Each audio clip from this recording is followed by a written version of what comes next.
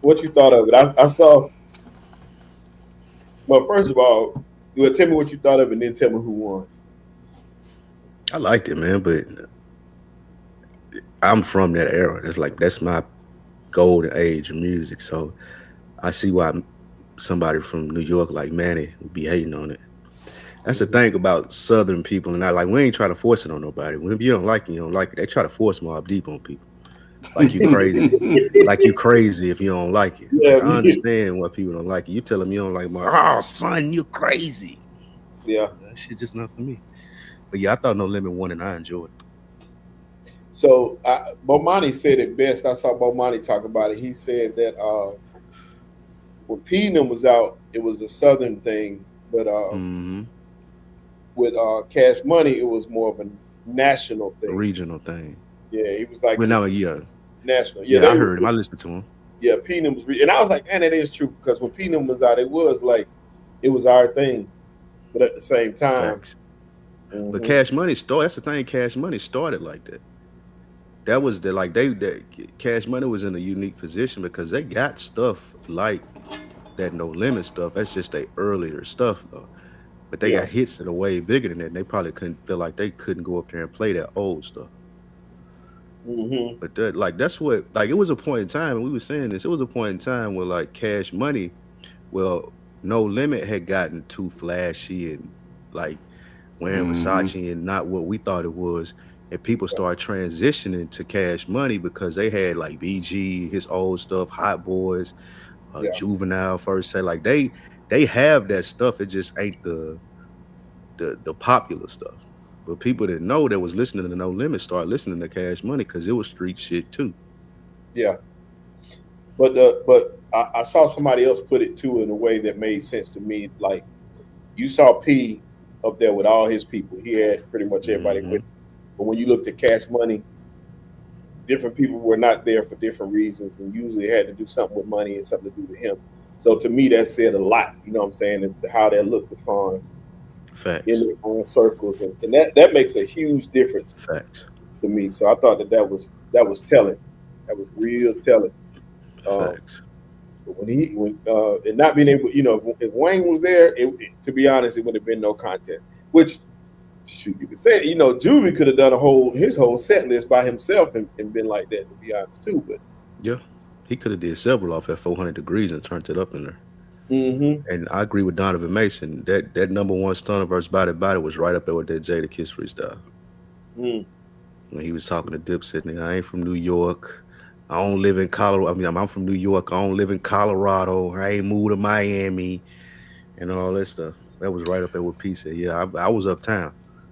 Yeah, that was a dope moment. That was a dope moment, and probably it, a great response. Mm-hmm. Great response. The performance, the reply with the performance on top of it, and then hmm the record drop, and then just the crowd because that was a Mm-hmm. street anthem that went mainstream. Facts. And everybody knows that song and what Facts. comes with it. So, and it met that stunner shit with violent street shit. With absolute force. Like Yeah.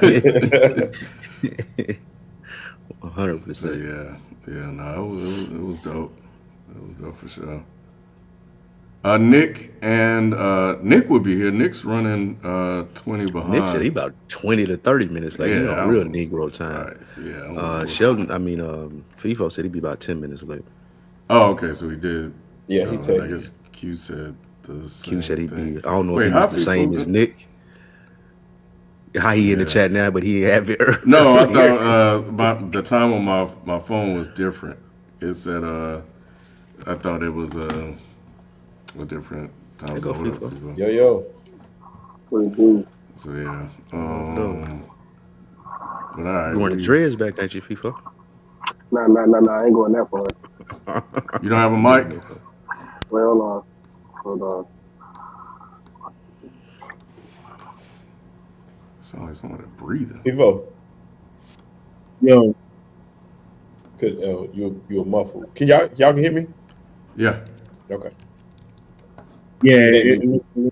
AirPods. Y'all hear me now? Yeah. Man, I'm trying to get. Well, first I need more lighting. That's for sure. I need more lighting. Trying to figure out the new setup, man. Yeah. All right. So I'm just getting my. Hey, Lou, you need to move out here, bro. Dallas. Yeah, the I love it when I went. the Cowboys fans, they're not like the national media portrays them, bro. I No, ran not at all. into a lot of them. This past Sunday, we went out to a spot, and only place I see where people wear a cowboy hat, cowboy boots, and a Dallas Cowboys jersey, bro. Like that was very common attire on Sunday. I was Facts. like, that's 100%. different. For the women People, and the men. people, you ain't have no Everybody. jersey on, did you? Hell nah. You said everybody. Nah. I'm making sure you ain't switch teams on me out there. Nah. Well, you know, like I always say, man, I always support where I live. So, you know, I'm a new Dallas resident. I hope the Cowboys do better. Oh, Down there by the stadium on Sunday be crazy. Yeah, bro. As It'd soon be as we get on the insane. highway from where my brothers stay, man, you can see it. That thing is dumb big, bro. It's Facts. ridiculous. It's ridiculously big. Fact. Pause. All right. Well, let's go to get started.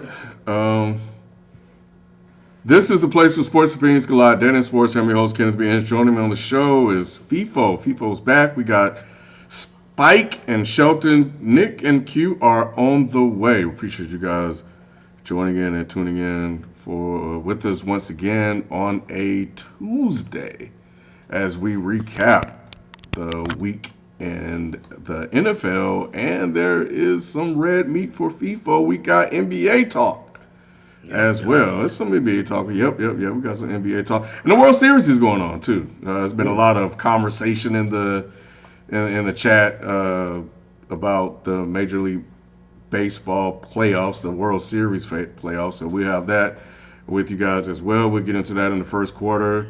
Second quarter, we're going to talk about that Dolphins game that took place after they beat the Falcons.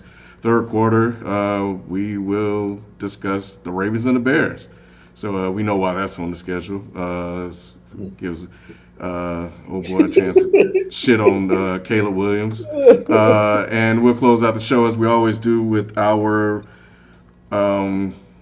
Spike, I was about to say fun facts. With our weekly picks, power rankings, and your super chats. But as we always do, every week we have our We Need to Talk segment, and we also have our best performance of the week. Shelton, you are up first with that. yes, sir. So for me, my best performance of the week is definitely Jonathan Taylor. Man, this guy, for me, I don't know if anybody been paying attention because they've been kind of under the radar with the Colts this year. And, you know, a lot of talk has been about Danny Dimes and what he's been accomplishing, which has been nice. Jonathan Taylor has quietly run out to, in my opinion, the forefront of the MVP race. He's rushed for 850 yards. And this past game, I think he had 12 carries for 153 yards, and he's dominating, which is making it a lot easier for Daniel Jones. I mean, you can't get more lucky than he did. He had Saquon all those years, and then to go straight to Jonathan Taylor. This dude has been the luckiest guy in football, but he's taking advantage of it now. But like I said, Jonathan Taylor has been carrying this team, bro, and it's been under the radar. I think he's rushed for 100 yards and two, at least a couple touchdowns in every game or something crazy like that. He has how many total touchdowns? 12 touchdowns already. It's just been ridiculous, the stats and the numbers he's putting up. And these teams are loading the box. And the Colts and Shane Steichen are making them pay. You got to give those guys their props, man. They are really, really, really putting it on teams this year, and they're getting it done. And Jonathan Taylor is the lead horse in this race. So to me, he's the MVP right now. And I hate it because it's just the quarterback award usually, and the quarterback is probably going to win it this year too. But he deserves his props for what his performance has been this year. Yeah, I agree. I think he's doing an amazing job. But it's like you said, we seen what Saquon did last year. He probably should have won MVP. And I think Taylor is going to suffer the same fate. I don't know which quarterback. They probably may give it to Patty again if they continue to do well. Or, of course, they love Josh Allen. But I think Taylor deserves it 100% from what he's been doing, but I also think that they're going to lean towards giving it to a quarterback versus like they'll probably try to give it to Baker if he I closes out disagree. strong. So I think Baker's definitely in the talks, but I think Jonathan Taylor, as long as he continues this type of performance, bro, I think he's gonna get more respect than what Saquon did last year in terms of the MVP voting. The reason being is you look at Philly, they're built top to bottom. The Colts, their offense is historic, but the defense is not what the Eagles defense was. You know what I'm saying? So I feel like Saquon suffered from that, but I don't think Jonathan Taylor has the same stigma around him. And also the last 2 weeks, bro, he's had 6 touchdowns in the last 2 weeks. I mean, but we see didn't Saquon get down to 2,000 last year? No, he got 2,000 yards. Yeah, that's what I'm saying. Well, like, yeah, he rushed for over 2,000 yards. He almost broke the rushing record. Period. You rush for 2,000 yards Yeah. and don't get the MVP. It's going to be hard for Taylor to get it. Because, I mean, we know the offensive line is good. I mean, Danny Dimes is Danny Dimes. Who knows if he don't shit it down his leg for the rest of the season. But I just think that they've geared towards it being a quarterback award unless you do something ridiculous. They have. That's But pretty much like – oh, go ahead. I was going to say, but none of these quarterbacks have really had, like, crazy stats this season.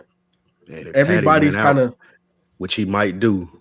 Patty might win out. Drake May, they got the softest schedule known to man coming up for the rest of the year. If Drake May continue on, and you know how they like to put the sauce in New England. He's the next Tom Brady. Drake May he can be a dark horse. They may win that division looking at their schedule. I know you're gonna call me a homer, FIFO, but Jalen Hurts is up there, and the reason why he's up there is because if you look at his numbers. You got 20 touchdowns and 1 turnover. You can't argue with that. Numbers don't lie, and I think he's 4th or 5th in passing right now. He's moving up the charts, and the team is winning. So you got to give. What'd you say? No, go ahead and finish. But you got to give props what props are due. But at the same time, I don't think. And what hurts Patty is he threw 2 interceptions yesterday. It's been tough for a lot of these with turnovers and things of that nature. But when you look at what Jalen Hurts is doing, it's going unnoticed, but it should be taken notice of. I have a question though. What about Daniel Jones? How much credit are we going to give him? None. Why? He deserves some, Ken, because he's actually playing well. Like I said, the biggest thing with winning football games is limiting your turnovers, and I think his turnovers. I think he has 3 interceptions, 13 touchdowns, 3 interceptions. He's thrown for over 2,000 yards already. He deserves his props. Top five in passing. I give more credit to my bad, Ken. No, what? I give more credit to Shane Steichen. You should. That's fine, but yeah, that's fine. I mean, I think you need good coordinators. Good coaches are able to get the best out of the players. That's what we've seen with Baker Mayfield. True. When we saw Baker Mayfield in Cleveland, he didn't look like this. This has all been discussed and documented. We don't know if this is who Daniel Jones really, truly is, and he was just under a poor coach. We don't know that. We need to see sustainability, right? We need to see it repeated in a similar fashion in the way that we saw Baker Mayfield. When we saw Baker, it was maybe a fluke. Now it looks like it's real. So all I'm saying and asking is I don't disagree that when it comes time for big moments, the playoffs, et cetera, we see quarterbacks and players separate themselves. But we're talking about the regular season. We're talking about a regular season performance. It is driven mostly by Jonathan Taylor in a similar fashion to what happened last year. But and I think that Daniel Jones should at least get some conversation. He's his numbers. MVP. He has 2 more. Yeah, why not? Why not? His record is better than if I know Shelton threw him in there. I don't know if Jalen Hurts is in the conversation. I think Daniel Jones is in the conversation. I think Hurts should be in the conversation. But if we're gonna cite Hurts numbers and his numbers are better than Hurts outside of 2 more turnovers, why not? I just think I don't think people will forget him in New York and how he looked. I think it'll take, as you said, Ken, a year of consistency. Then if he comes and does it next year, they'll start to have the conversation about him being the MVP. I just think it was too close to what we've seen in New York. We think he may be good, but that would almost be like, in my opinion, them considering Sam Darnold last year. And I don't think he got heavy consideration because of what it took for Sam Darnold to get to that level. Daniel Jones has been operating on a mediocre to below mediocre level for so long. Now we see him above average to good. It's like, well, I got to see more of that. That's the only reason I think, and it's just because of his past. I do agree with you. This season, he should be considered, but how voters, I feel like they vote, they're going to want to see it again from him before they consider him before Drake May or Baker Mayfield or Patty or Patrick or Allen or even Taylor. He's actually 5th in MVP odds right now, which I didn't know that. I just looked it up. See? But Taylor, and what's crazy is Jonathan Taylor is 9th. Yep. Jalen Hurts is 10th, by the way. But so who is that top 5? Top 5 is Patrick Mahomes, Josh Allen, Drake May, Matthew Stafford, and Daniel Jones. Yeah, see, Patrick gets this. If the Chiefs continue to do what they're doing right now, Patty Mahomes get this award. But it's tough though, because like I said, he threw 2 picks in this past game. But you're right, he is on the heater right now. So he's been turning the ball over pretty good amount. But he's doing so much for that team, you can't help but put him up there.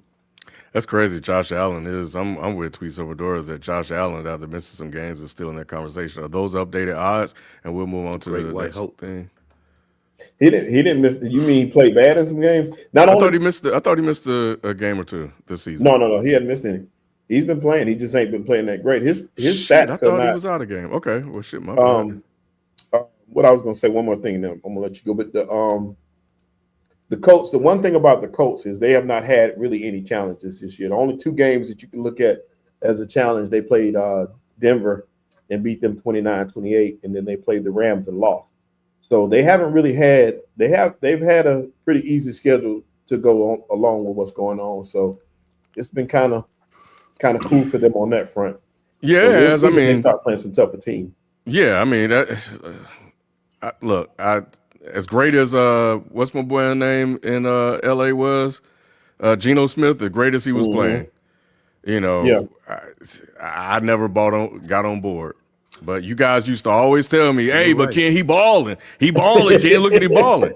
So when I bring up Daniel Jones, now it's just like, oh, we still know who Daniel Jones is. I was trying to tell you guys the same thing about Geno Smith, and y'all never y'all will argue me up and down about it. So that's all I wanted to say. Just wanted to spotlight. You know what separates this Colts season from, like, every year there's an outlier QB that does something that the league is not prepared for. It's usually a journeyman that goes to a team on a last chance or just somebody that you never expected. And last year was Sam Darnold, and then this year is Daniel Jones. But I think what separates the Seahawks last year and the Sam Darnold performance of Minnesota right now from Daniel Jones today in Indianapolis is obviously the running game. And I think that everything that we talked about with Jonathan Taylor before I got on is the delineating factor here, because when the Colts go to the playoffs, if everything holds true, they can lean on Jonathan Taylor in a way that the Vikings couldn't lean on a running game against the Rams in that playoff game. So you got to ride Jonathan Taylor to victory here, and you got to hope that Daniel Jones just doesn't fuck up. I look at the seasons like the Case Keenums, and you look at, when he took the Vikings to the NFC Championship game, you look at the Sam Darnolds when he took the Vikings to the playoffs, and, everyone thought Baker was one of those guys, and he's proven that he wasn't. But the teams that I'm listing, they didn't have run games like this. And Jonathan Taylor, he's the guy that you should be handing that ball to and making them a run-first team, which I believe they are. So you're going to hope that in the playoffs that prevails, and you're going to be able to mask what Daniel Jones doesn't need to be able to do. And I think that that's the recipe for success for Indianapolis. Well, shout out to Jonathan Taylor, man. That's a good bounce back performance by him. So it's good to see him recovering. Let's move on to quarter number 1. Let's get into a couple of non-NFL related stuff. We are back in full swing with other sports. Man. So there was a gambling scandal last week. that took place. But with the World Series underway and the NFL reaching its halfway point, it's easy to forget that the NBA is back, having kicked off its opening night last Tuesday with 2 exciting Western Conference games. What are you most excited about this upcoming NBA season, and what are your thoughts on the gambling scandal that broke on opening night? So first off, hold on. We should do the gambling stuff the second half of this. Yes, no, 100%. Right. We got to talk about the positive first. You know what I'm saying? We're not talking about that first. We're not going to lead with that. But one thing I do want to address, I hate the way Nick phrased that, how we could forget that basketball is on. This is the greatest opening. See. We just need to turn the camera off when it comes to this time, when it comes to Spike, and when it comes to Nick, because y'all don't appreciate amazing basketball that we're seeing. The first 5 drafts picks of this season, they're all balling. All 5 of them. I don't remember the last time that the first top 5 dudes was balling like this. That's number 1. Wembanyama. I need Nick right here, right now, because he was questioning the greatness. I need Nick right here, right now, because, bro, did y'all not see the first game? Have y'all not been seeing the clips? Have y'all not, like, come on, are you serious right now, Spike? We're going to forget that basketball is on right now? Yeah, Wemby's going crazy, bro. Wemby is going crazy. I will give you that. That's similar to Ohtani. Like you, even if you don't watch baseball, you see somebody strike out 10 people and hit 3 home runs. Like, you have to notice it as a sports fan, similar to Wemby, and that clip is going viral with him blocking 2 shots, taking the ball up the court, step back, dribble 3, and the foul. Like, that's going to be on his Hall of Fame. Times. But you know the one I'm talking about, though. I know the one you're talking about. But so yeah, I do and have been paying attention to Wemby. I think that's really interesting and playing on. I hope he can stay healthy. Cup. I mean, what's his name? What's your man's name in Dallas? Cooper Flag. Yeah, he's been interesting as well. I mean, it's been a solid NBA. I don't know what else to say. Like, it's been okay. Solid. I'll take the handoff from. So my thing is, it's been really cool. It's been a really cool first week. Sixers fan, love what I'm seeing from Edgecombe. I think, him dropping 34, then dropping 15, and coming back with 26 against Orlando has been really nice. Wembanyama hype is just, there's nothing really else to really say anymore. I will say, though, that if I could just be that guy for a second, I understand that Wembanyama is an absolute Martian, and it's just insane what he's doing right now. But it is 4 games into a season, and I don't want people to fall victim to the hype machine and put these gargantuan expectations on this young man after the Spurs.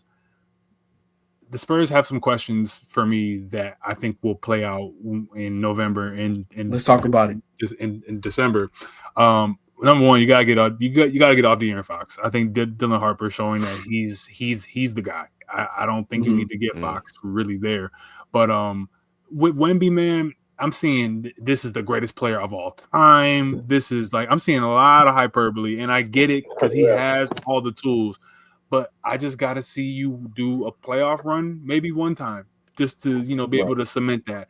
He has the tools. I'm not trying to say that the hype is unwarranted. I'm just saying that there's hype. So I'm loving what I'm seeing from Wemby. It's some shit I've never seen before. He's embarrassing. The front court of Flag, Lively, and AD, those are really good defensive players. And he's been going crazy. The 360 layup, there's just nothing to even say. Like, even if you try to bring people down back to earth a little bit, it comes off as hate. So I'm not trying to do that. But it's like, I like what San Antonio's doing, and that's been a great thing to see. Steph is just showing his game is eternal. I love Steph Curry. I will always appreciate. That's why I think he's the GOAT point guard. Just doing it at this age, longevity has to match for something. And then the last thing I say that this opening week has showed me is OKC is tough. OKC is built for overtime. OKC and SGA is built for the, just the grind out games. And I think that they've learned from those series with Denver. And Denver looks a little bit shaky too. But those are my takeaway teams so far. So Okay, so in Denver? hold on. Yeah. Yeah, everyone I just listed, the Sixers, everybody. Yeah. Gotcha. Okay. Yeah. So Yeah. real quick. So with the Spurs, I don't disagree on De'Aaron Fox. I just think that pairing Wemby with the fastest person with the ball in his hands in the league is also dangerous. So the way that his contract runs and the way that they drafted Harper, you could play a year or two before you move off of De'Aaron. So I don't necessarily agree with that because you're going to need some veterans come playoff time because I've always said as long as Wemby is healthy, they're going to be in contention. I'm not saying that they're the favorites, but we see that all of the Zen and everything he's done, he came back a little different. He has a level of physicality to his game. And I love the pieces that they have. They're young, but they're gritty. This is just a new age Spurs, right? They have the same fervor that the old Spurs dynasty used to have, but they just playing this modern basketball. They're athletic, they're big, they get up and down, they play faster. Wemby, a lot of his block shots, he keeps in bounds. So they play off of those turnovers. It's not out of bounds on us. You know what I'm saying? So love what they're doing. And I don't disagree with Denver. Low key, Aaron Gordon has become their second best player. Yeah. Like high key. High key. Yeah, he's become their second best player, bro. The way he came out game one, he's just a perfect complement to Joker, and he's expanded his game. Look, I some years ago I tweeted Aaron Gordon was the worst player, and I couldn't believe that they made that move. But at the end of the day, he has expounded his game. I knew it was different in that first game when he pulled up. It was like a rebound or something. He got a long rebound. He pushed the rock. He just stepped right into a three in transition. I said, okay, yeah, this is different. He's Aaron Gordon is following a similar career arc to what Blake Griffin did when he got to Detroit. 1,000,000%. 1,000,000%. I seen Portland upset somebody the other night. Your boy Scoot and them. Good. Portland upset a lot of people, but that's the second half of the conversation. You know what's crazy is a lot of these teams are looking good early on. It's a lot of I'm seeing a lot of parity in the league. I like what Philly's doing with VJ Max, VJ and Tyrese Maxey, which is crazy because you got Paul George still yet to play, and then you got Joel Embiid on a minutes restriction. So you got your younger guys stepping up and leading this team. These dudes I think Tyrese Maxey's leading the league in scoring right now, which is crazy. Like, he killing right now. And then VJ looking like rookie of the year. I mean, it's 4 games in, but rookie of the year is right there for his. And Jared McKinney too, right there. Yeah, these guys are hooping, man, and it's showing tonight. Embiid, they're in overtime now, but Embiid got 26, 25. So he's playing tonight, but you see Max do some great things. So I'm loving what the Sixers are doing. You even see Washington looks solid. And some of these teams that people don't think about are actually playing well. I'm proud of my Hornets. They are 2-1 right now. And every team is not every team, but a lot of these teams are looking really solid right now. James Harden, some of the players that we know of are starting to play better ball too. So you see James Harden looking good. Russ looks like a fit in Sacramento. I'm liking what I'm seeing out of the early season, these first 4 games. You got the Bulls. That's another team I was going to mention. I'm going to get off all. I'm not going to mention all of them, but the Bulls are undefeated right now. Whole NBA. I did, didn't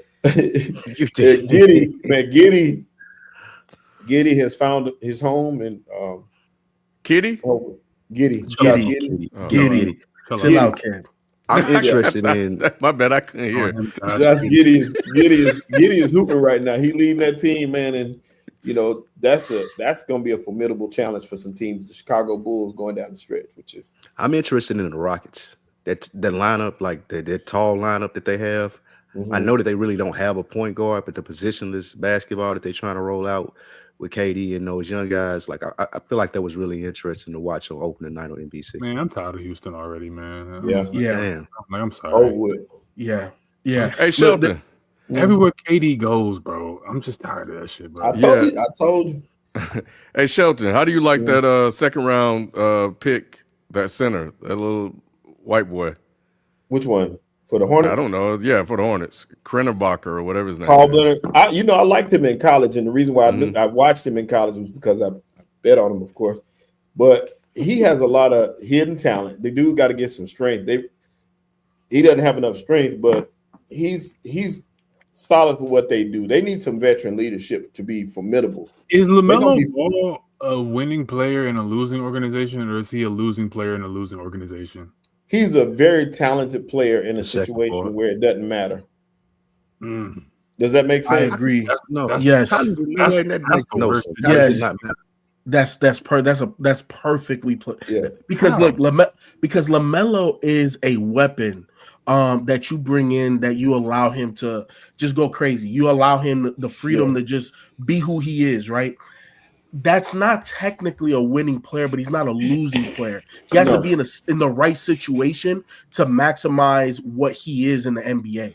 And the Charlotte Hornets are not that. They haven't been historically that, and they just don't have the structure for that. Now, they are talented. I agree with Shelton, but that's the reason why he says that it doesn't matter because they're not going to do nothing. He needs to go play with like Denver.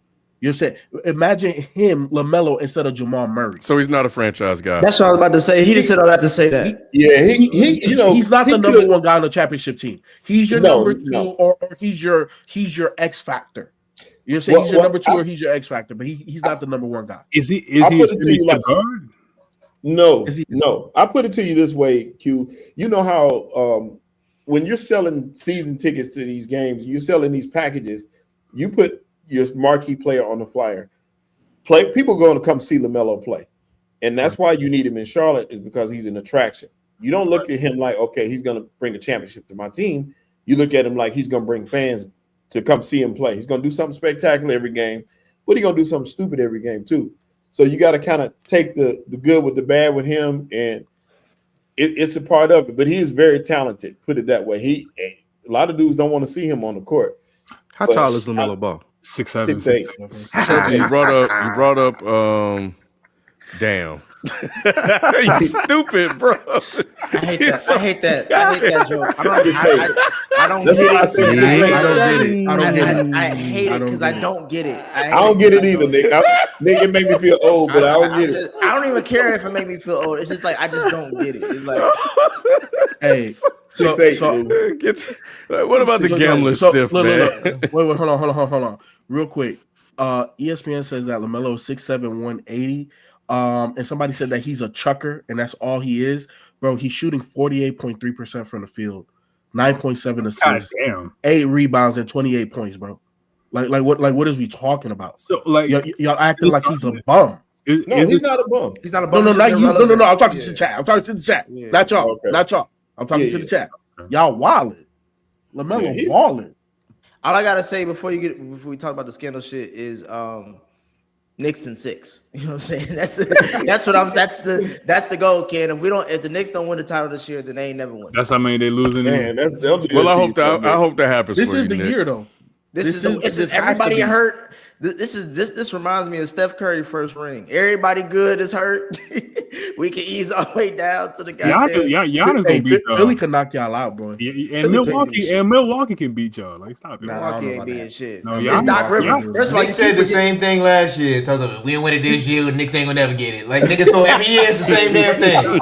No, Jay. First of all, I know your ass always come on like a hating ass Zordon for this damn chat. But my thing is, this year is easier than last year. Could you say not? Last year we were going against the defending champs. This year, the best player on that team hurt. And y'all will find a way to fuck it up. It don't matter. You just get off. Get the fuck off the damn screen. Don't want to hear your ass. Nah, Milwaukee playing, bro. I don't know about y'all, but Giannis MVP right now to me. He always MVP, but that's not the reason the Bucks ain't gonna make it that far. Well, when he got currency on him, he's the nicest because he got the bets all on the night and he blowing the money. I mean, I think that we. So the mafia, the mafia. The call been made, Shelton. Yes, I think so. I just want to, since we're gonna transition this to the whole gambling shit, right? I just want to take a moment to say that I be telling y'all niggas about this shit all the time. I done told y'all for years, and everybody always want to act like it's just some tinfoil hat conspiracy shit, bro.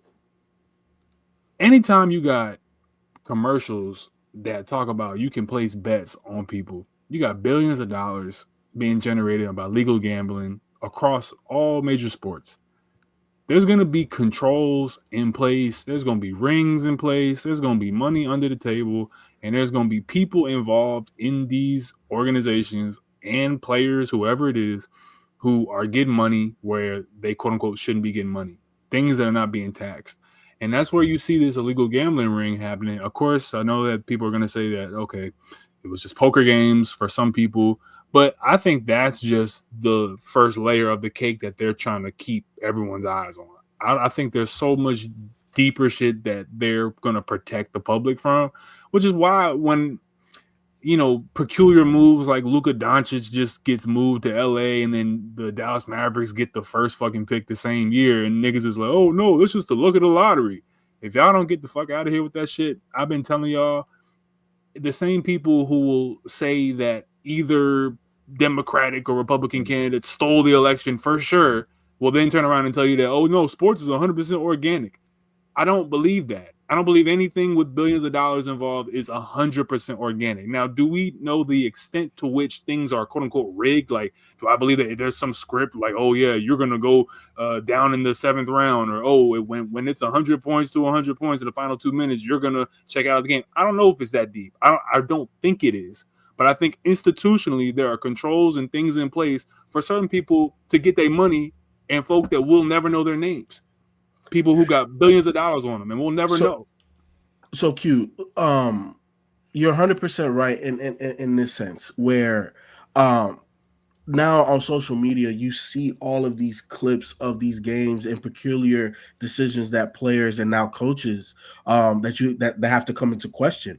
There was one game and they have the betting facts on it too. Where Chauncey and people that was involved with Chauncey, they bet the under on the game and they were down by 12 and he pulled his top 2 scoring players in that game to the bench with 6 minutes to go in the game. Mm-hmm. And they never played again. So like it's like, why would you do that as a coach?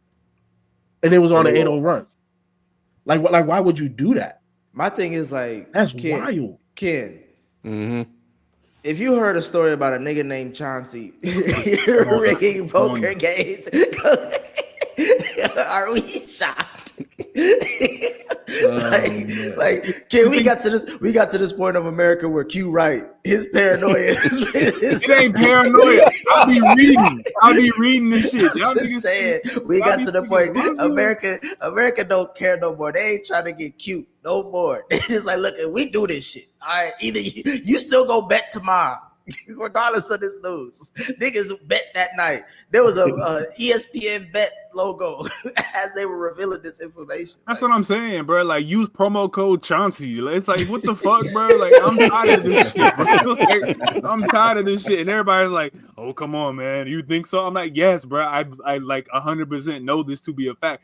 How the hell, bro, anytime you got Las Vegas involved in sports, bro, there are people in smoky, shadow-filled rooms that are getting money off this shit. And it's not a conspiracy, bro. The rich are going to conspire to stay rich, and that's just how America works. Like, if you think that the rich are not trying to stay rich and get richer, you're crazy, man. And I'm not saying that, once again, this is WWE and Patrick Mahomes is throwing picks because of he got a gambling debt. But if you're trying to tell me that 100% across the board, nobody who's a player or a coach or assistant coach is under some pressure from the mob, like we're seeing in these cases that you have crime families that are linked to this shit, and you're telling me that nobody ever in sports has been under pressure from any of these mafia folk. So, yo, take a dive in this round, or yo, you better call this a strikeout on in this World Series, or if it's close, you better like the tuck rule. The tuck rule, the Lakers Sacramento series. It's like even the NBA ref who came out and said I was getting paid to do this. Tim Donahue. Come on, man. Come on, man. And yeah, him too. They're gonna find some patsy to take this down because they're not trying to get as deep as this goes. They're gonna find one individual person to pin this all on, and it will be smart because this is Adam Silver's it's really his first crisis as a GM. You know, the group that's the most upset about this are the damn mafia families, the mob, because they have been hiding for years, like just in the cut. You know, and now all of a sudden here they are like exposed again, and nobody's even talking about them at all. It's all about Chauncey and Terry Rozier of all people, which has to be the dumbest thing he's ever done. Like, anyway, but you know, Cash Patel said, Chauncey, I'll see you in Valhalla. Oh man, Cash Patel. The names came out. He said that for real? No, trust me. If there is a way out of this mess, it's going to be Cash Patel fucking it up. Hey, hey kid, a nigga named Cash Patel has a story where he connected to illegal gambling. Cash Patel said he coming for Curry next. The people that's going to be most affected by this, I feel like the NBA is one thing, but those like small college people that you can bet on, mid-level to low-level majors like that, I feel like it's going to go rampant through all of that. They got to get a hold of them. It's going to be something serious. I didn't know they were still out. See, this is why niggas like Nick call me tinfoil hats. The mob exists. What are you talking about? No. I'm saying I know they existed. I'm saying they still this. They brainwashed Chauncey Billups. Nick, I'm with you, bro. Them motherfuckers were MIA. That's what I'm saying. They were a myth. I thought Martin Scorsese said they was done. You know what I'm saying? that one long ass movie. And I'm like, they made him say that so they could continue to operate. He got to transition. Hey, Sheldon, still there. They transition. Since you over there looking like the ghost of a nigga in 2004, they got Chauncey Billups, bro. Chauncey was Mr. Big Shot. Mm-hmm. We'll give you a big shot, all right. The difference is this is what smart gangsters look like.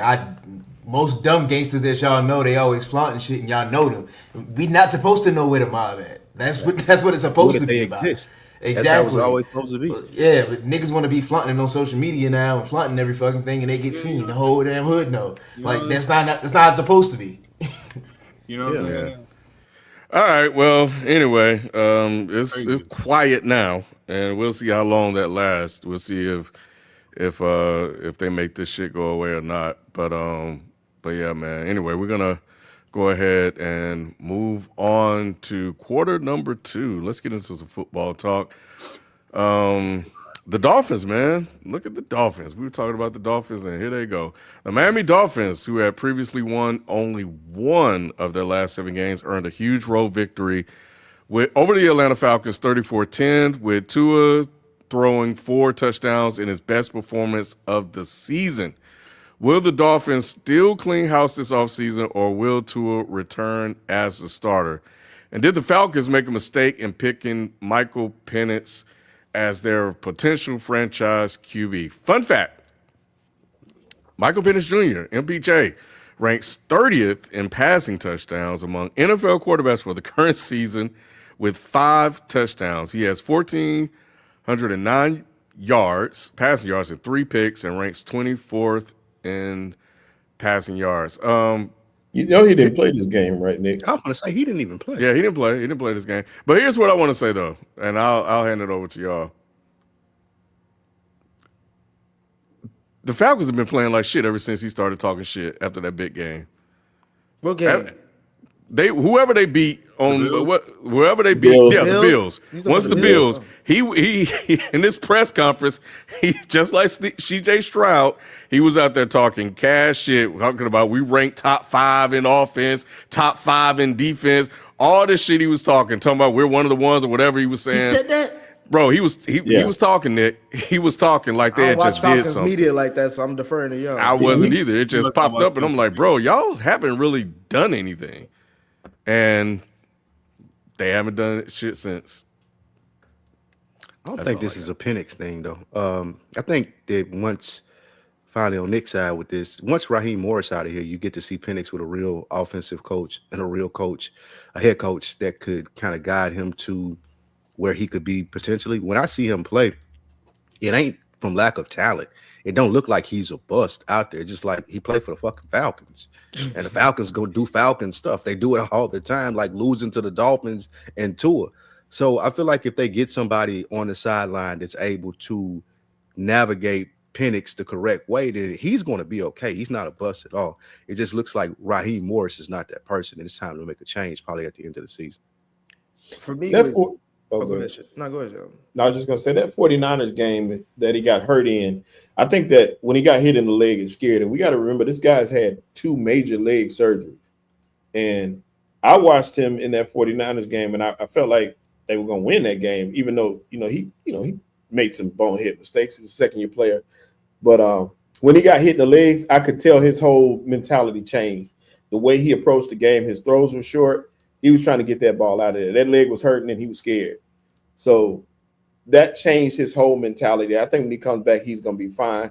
Plus, this past game, you were playing without him. You're playing without Drake London. This was a game that they had to win because you're playing the Dolphins, but it definitely was a trap game. They got caught out there, not ready, and it's the NFL. We know that. So if you're not ready to play, I don't care what team you're playing any given Sunday, that could be the week that you lose. So in saying that, I'm not really worried about him. I look at the team as a whole, and I see them, still growing and ascending. I think the Falcons will be better than they've been in the past. Both these teams suck, man. Both these teams suck, and I just, there's nothing else to do. Okay, so before this game, maybe I can see if I can look it up. Where was he ranked? Because it probably wasn't even so I get his. Well, yeah, I get his ranking now because he didn't play in this game, so that would impact his standing. But where was he at last week? Yeah. It's still way wrong great. with Michael Penix. Yeah. It may not have been great, but we got to think this still ain't even 16 games yet, I don't think. No, nothing is wrong with him. Yeah. And he got the weapons, and he got the best player in the league possibly in his backfield. There's nothing wrong with Michael Penix. Right. They're still going through growing pains. There just needs to be a better system in place so you don't lose at home to the Dolphins and you get out coached by Mike niggas McDaniels. Not consistent, bro. That's unacceptable. That's what I'm about to ask, because it's like, to me, it's like, granted, he's not a number 1 overall pick. He's not even a top 5 overall pick. He would have been though. He's top 10. He's top 10. He's top 8. He should have been. My thing is, again, the same thing like with Caleb and everybody else. Like, at what point in time are you on the clock? Because when you get drafted to shitball team, that's why you're a top 10 pick. Under 16 games. Yeah, but for quarterbacks, we judge them differently than anybody else. Nick, we got to keep it real, and that's what I'm just doing now. Like, I like to give context for people, but you got to show me something. And Michael Penix hasn't really showed me much. Like, I don't. I was asking, like, is there a Michael Penix game that you recall? Didn't they beat the Bills? Yeah, but that was Bijan. That was all Bijan. That was all Bijan. True, that was all Bijan, but I mean, he still went out there and managed that game as to where they could beat them. But you ain't drafting nobody top 10. Yeah, I give him that, but my thing is that Goff got drafted number 1 to manage games. But my thing is, that's one game out of what, last season we took over midway, and then so far this year, I'm just, bro, from what I'm seeing, I'm not saying he's a terrible player. I think these are bad teams, but I don't think he's an awful player. But he hasn't showed me much for me to. It's nothing to write home about. It's nothing that's spectacular. There's nothing that I see that's super special.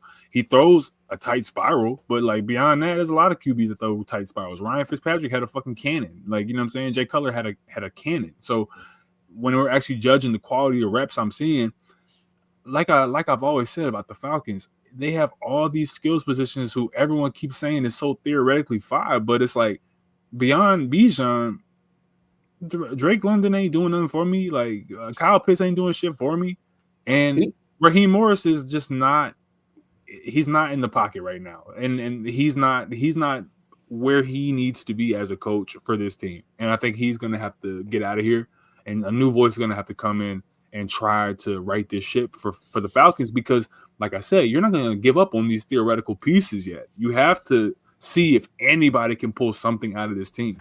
Tua just caught them on a really bad day, and you know what I'm saying? I don't really have much to say about Tua. He's still ass to me.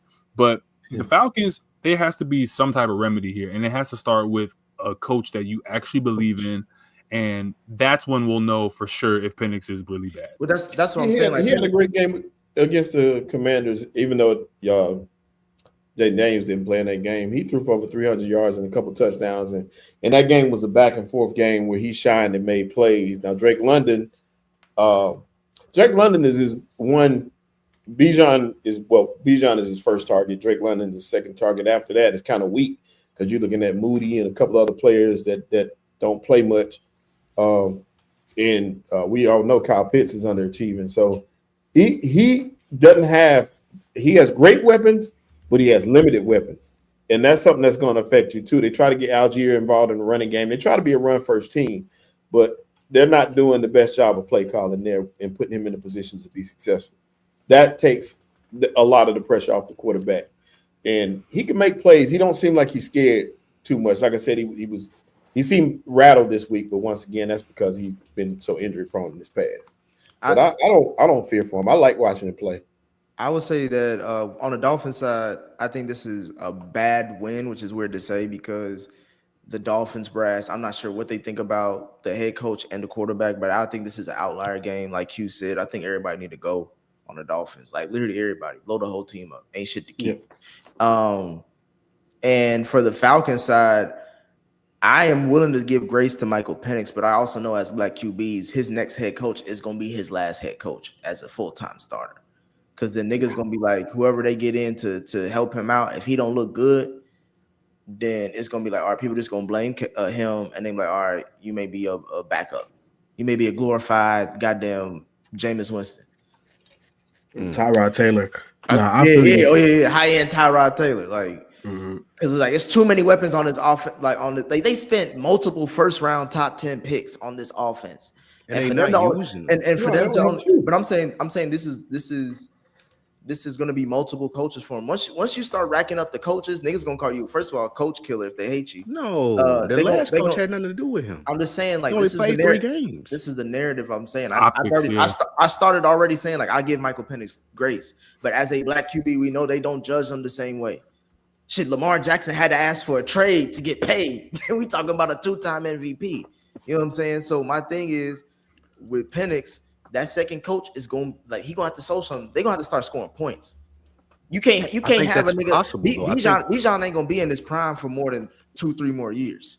If he keeps, I think it's possible if Penix is in the right system. I think the problem here again is not him, it's the coach. When you go into a game playing the Dolphins, Bijan had 9 carries on Sundays. That's unacceptable. We're talking about arguably the best player in the league, especially at that position. From a dynamic standpoint, he got 9 carries, and Kirk Cousins is the quarterback. Ain't no way Kirk Cousins is supposed to throw that many times, bro. That's insane. So we got to start talking about. I agree with you saying. Finally, with the head coaching position in Atlanta, like it has to change. It has to be an offensive-minded dude. It has to be someone that can get the most out of Penix. Well, then I guess I feel like Q about the gambling and shit like that. When it comes to you and others, when it comes to Radio Raheem, I called that motherfucker out a long time ago. You did. So now, but the main argument that I'm making now is that Michael Penix is going to be on the clock next season, point blank. Period. After 2 years is crazy to me. That's what it is. I mean, you know what? I think that's where we're at now with just sports. Period. Specifically NFL and NBA, where I don't think that the whole idea of like sunk cost fallacy really means that much. The way that these deals and CBAs are being structured, where people are getting off you if you ain't showing shit. Like, all right, cool, we drafted you top 6, top 5. If you don't show anything, if you don't show that you could be a savior of a franchise or a key piece or a key cog in a system, or you're just have raw ability that we can mold something out of, if your ownership and your brass believes in it, I think guys are going to start getting off you in 2 years now, where it's like, all right, you showed something, but it wasn't enough. And I think that's look at what they're doing to Bryce Young. The same thing about Cam. What about Cam Ward? No, that's different though. That's different. I don't think it's the same with Cam Ward. Hold on. Let's leave Cam Ward over here. I want to address the two things that you, Nick, and Q are saying. Did we not just praise Daniel Jones going to another place? But right. it aligns with the timeline that you said, Nick, right? Like, you're going to have a head coach, and then if it doesn't work, they're going to bring another dude. And if it doesn't work with him, it's going to be you. Mm-hmm. Like, the third step is you're out. You might get another opportunity. But we've seen Sam Darnold go to multiple places. Now we see Mac Jones with San Francisco looking like he's really a starting QB in the league, right? Like we see that. People move off of people relatively quick, but maybe it's not always the right answer. My thing is that you, as long as you display something. In Sam Darnold's case, he was seeing ghosts back with the Jets. He was seeing ghosts. He out of his own mouth. Jets. Right? So sometimes people just need time to settle into who they are. Some people take a little bit longer, but then you're going to be a journeyman, and you're gonna have to try to find a home. And he did with Seattle. You know, Danny Dimes. We could call him Danny Dimes now. He has this, the second highest QBR in the league. He has the second highest QBR in the league now. Hey, you just said that he's in the MVP running. So put some respect on the man nickname back. It means you get the nickname back, Ken. Nah. It means you get the nickname. Nah, back. you can't get He the gotta nickname get to the back. playoffs. He's just having a good year so far. Nah, He's been balling. He got to do what he did with the Giants. Take more than that. Win a playoff. Okay. Either way, back to the point is that there's always going to be a guy that's going to be along his journey, and he may or may not be the right guy for that point in time. So Penix might not be, but for me, when I see him throw the ball, he's been the best thrower of the ball that we've had since Matt Ryan. So and I just think that you have to stay with him. I think the head coach is gone. You know, they're going to bring in an offensive head coach. Hopefully somebody that is well respected around the league. And if he doesn't get it working, then Penix is out. But if it looks better, then it is what it is. From Miami standpoint, I agree with you too. It's a bad win. And I also agree. Just get rid of everybody. Get rid of Tua.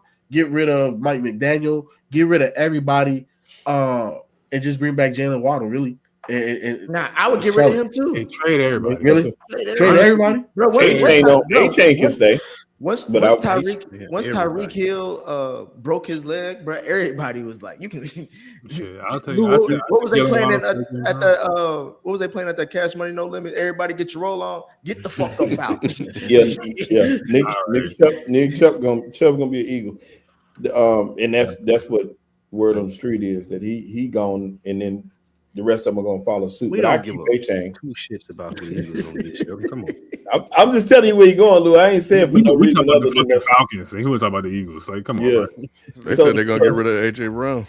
That's the rumor. I'll take it. But It's look Jalen at- Waddle. How But look at Tua. Tua is the perfect example of somebody you when you're talking about quarterbacks. Tua is still in Miami, and we know several times they talked about getting rid of him before, and he bided his time through. I don't see Michael Penix going nowhere no time soon. Michael Penix will play out his rookie contract in Atlanta, and he's not going to lose his job. He's going to get every opportunity to do what he does. He's not. It's not like he's trash. He's not that.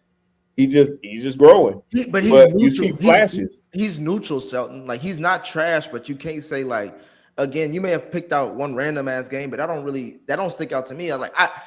We all watch football, so it's not like we don't watch these games. So it's like we would know some highlights of someone like, oh, Michael Penix was balling, bro. Like Back-to-back games. He did back-to-back though, Nick. He did like the Washington game and the Buffalo game. I'm not saying that we should put him on the clock now.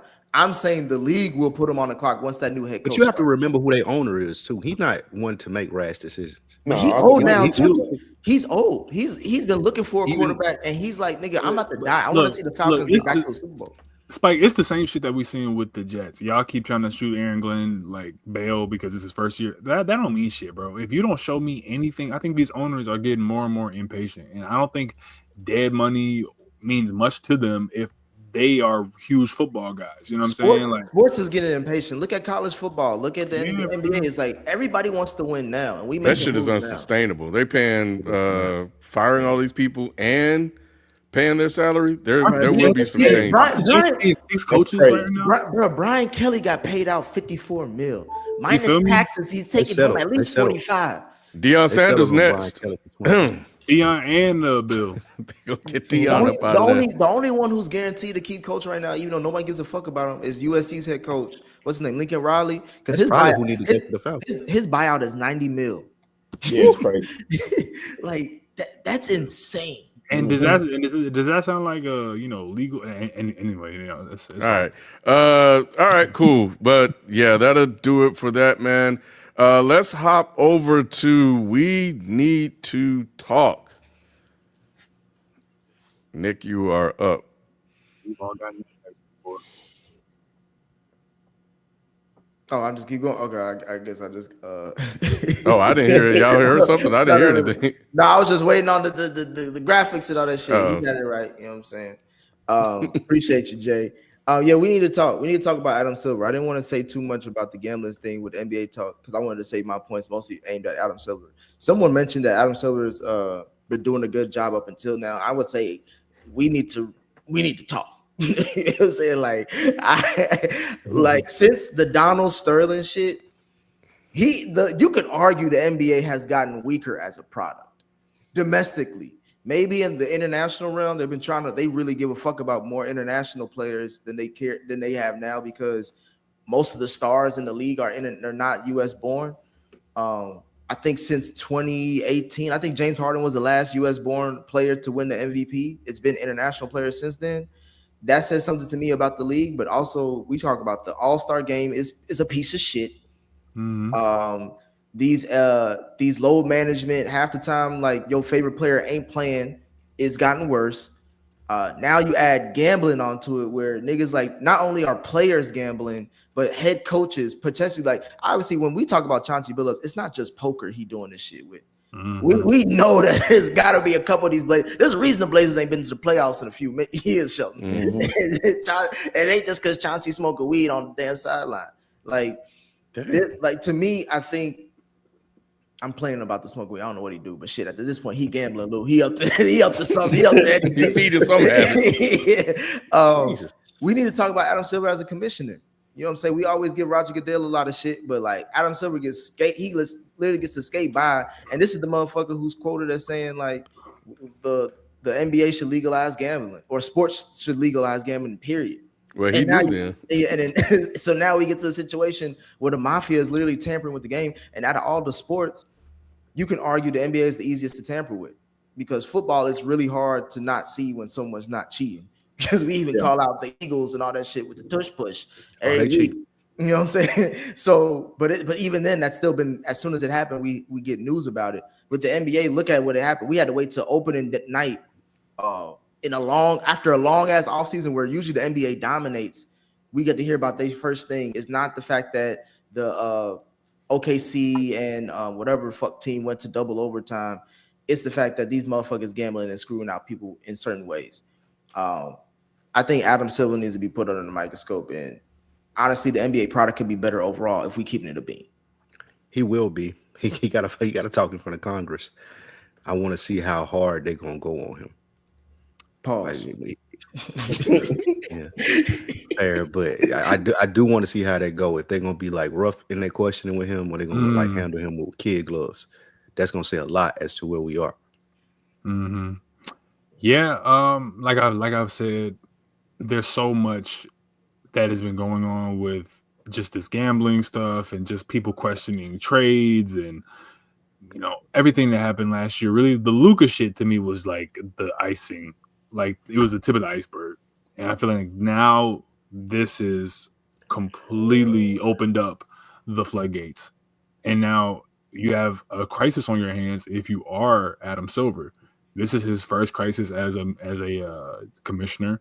And I think that he has to find, like I said, he's going to find one or two people who can take the blame for this and explain the rest of it away, take the fall, take the major fine, take the year in fucking prison, and then let's sweep this under the rug. Because if they start cooperating and people start telling names and names start getting named even more, this goes so much deeper than just the NBA. Like, I'm thinking of the Shohei Ohtani, like, translator story, how that just got swept under the rug. And this is just a big ball of wax that I think people who with major power and major money are going to try to sweep under the rug and blame it on just some, degenerate gamblers and leave it at it's just a wild weekend of people getting scammed versus institutional corruption where people are making thousands upon thousands of dollars infiltrating and influencing games. They don't want that narrative out there because then you have no trust in the entire league. So I don't know if y'all saw, but I saw somewhere where they were saying Chauncey named like 30-some people. Damn, you said Chauncey snitching, bro. Hey, the same way Gilbert Arenas did. Don't you remember months ago? Man, Gilbert they say he ain't snitch, bro. Yeah, he said he about to sue Gal for even saying that he mentioned that. He was playing a bit. Uh-huh. I forgot. I don't know where FIFO get his sources from, Lou, but it might be the hood nigga on the block. Yeah, Hey, Chauncey said that wasn't true. You saying Gilbert? I mean, yes, Gilbert said that wasn't true. Okay. Well, all I know is that they picked him up for questioning, and he back eye. That's all I know. I saw the pictures of him. I saw that. He posted bail, bro. He represented the clutch. And He said Yeah, Gilbert. that makes KFC. It was over with. He said Gilbert was in YSL. Jesus Christ. He said Gil's Arena's a gang. Like what, bro? Like, come on. Nah, but yeah, we got. Gilbert was with the Russians. He wasn't with the Italian mafia. See, all the Mario and Luigi's and shit, they just blame they just blaming it on us. We the Molians and shit. Like they just blaming it on us. So we have seen a lot of black folks like as the face of this. It ain't really nothing else besides like you hear the name of the mafia, but like that's like saying the boogeyman. Like that really means. Anybody trying to say that shit, man? Hey, the mafia and cartel, leave them niggas alone. Like, you know what I'm saying? They got the cartel, they got soccer on lock. Mafia got, you know what I'm saying? There's some other ethnicities that I can't say on this podcast that are also involved in that shit in Vegas. But we still trying to get sponsors, Q. Yeah, you know what I'm saying? I ain't trying to get Dr. Umar out here, but Well, yeah, it'll be interesting to see where this whole thing goes from here, and what else we may find out with other sports, if any, down the line. So we'll see. But moving on, man, let's get into quarter number 3. The Baltimore Ravens. The Baltimore Ravens saved their season by pulling off an upset win. At home against the red-hot Chicago Bears, who were coming off a 4-game winning streak, 30-16. Does this victory mean the Ravens still have a chance to make the playoffs or win the division? At the midway point of the season, what is your evaluation of Caleb Williams in year 2? Fun fact, Caleb Williams has not thrown a touchdown since week 6 against the Commanders. Since his 4-touchdown performance against the Cowboys, he has thrown only 2 touchdowns and 3 interceptions. Wow. I know he wrote that in there for me. Of course, because you always say, hey, FIFA used to give us daily mail from Chicago. He would go to Chicago and deliver the mail to tell us, like, this is what Caleb doing. I ain't get the mail yet. You ain't got it set. I thought I had to call up the office. I thought my subscription was canceled. Hey, look. I will say this, and this is the reason why you didn't want to answer. Caleb Williams is playing better this year than he did last year. That is facts. Where I will say that we have to hold his feet to the fire and be accountable for is there's a stark difference from when Caleb starts a game and they're on script on what Ben Johnson, where he wants the ball to go, how he needs to get there, to when they get off script in the second half and when you need it plays. And that's where he hasn't taken a step, where we see some of these other second-year quarterbacks like Drake May take that step, right? Yeah, he has a better offensive coordinator this year than he did last year, but he's taking that step and making those plays when you need to make them. And Caleb's not doing that, but Caleb is playing better. That being said, hey, I'm going to use your word, Nick, shitball, because he has to do it when it counts most if you're going to be considered a franchise quarterback, and he's not doing it. I was watching that Baltimore Raven game, and there was a couple of throws where the mechanics is off and you're not getting the ball where you need it to go. And so it's not like it's completely broken and he's lost, kind of like Anthony Richardson losing his job to Danny Dimes right now. You know what I'm saying? Like we saw he basically hung himself, no pun intended, when he didn't call the protection. When he didn't call the protection, he got hurt. It was a wrap. You know what I'm saying? Now Danny Dimes came in there. Caleb Williams needs to fix it because, like you said, Nick, he's on his second head coach, and he's well regarded. Everybody wanted him. We see some improvement, but it's not where it needs to be. If he can't make it work by next season, he out. Because the first thing the head coach gonna say is, "That's not my guy. I ain't pick. That's not my guy. I ain't pick him up. Y'all gave him to me, even though that's number one pick. We could say that we could argue that he came to Chicago because of Caleb." So we gonna keep it real here. There's no argument. That's why you went there. Yeah. Are we gonna all right? So we gonna keep it real here. All right. very quickly, do the Ravens have a chance? Yeah, as long as the Steelers playing defense the way they are, they have a chance. They do. But moving on from that, it's shameful what just happened on Sunday. If you're a Chicago fan, it's absolutely shameful, and it's absolutely inexcusable to lose to the Jordan Peele tether version of Lamar Jackson. Like that makes no sense. Like, if you are Caleb Williams, like that, that's Snoop. Like, come on, man. Like, it makes no sense if you are a Chicago Bears fan how you leave this stadium without a W. If you're Caleb Williams and you have been crowned as being franchise guy, maybe franchise savior is too hyperbolic, but some people were hype about that, and saying that could possibly be his role as a franchise savior. So if you're just a franchise QB, that doesn't necessarily mean that you're going to the Hall of Fame. It doesn't necessarily mean that you're going to be an all-time guy. It just means you're a franchise QB. So my expectations for Caleb Williams is to win the gimme games and to hit the layup throws and to be able to piece together, even if it's a game managing situation, piece together the way that Jared Goff is able to piece it together with Ben Johnson in games where he didn't have it going the greatest, but we were still able to, like I said, hit the layup throws and leave the stadium with a W. It doesn't matter as long as you get the W. With Caleb Williams, there's just so much like awkwardness to certain throws, and there's just so many lapses and what should be routine. Hit a guy in between the numbers, or hit a guy on a crossing route, or make sure the ball's on time in a guy's like hands, bro. So my issue is just those little idiosyncrasies are not where they should be, and that's why, Nick, we have to give the credit to Ben Johnson for how this season has gone, because if this is who Caleb is when he regresses back to the mean, then that means that we have to give Ben Johnson a lot of credit for how Caleb has even been able to look as good as he has. I ain't doing it. I ain't got to give him credit for shit. This is his season too. That's what I'm saying, Shelton. This is what they be trying to do. Did they give Steve Wilkes any grace, any credit? Did they give what's the other nigga name? Gerard Mayo? Eddie Credit. But you said it though, Pierce, Antonio Pierce. But Nick, you said it though. Those three guys got one thing in common that Ben Johnson don't have, and we know what that is. They got a quarterback. Is that what you about to say?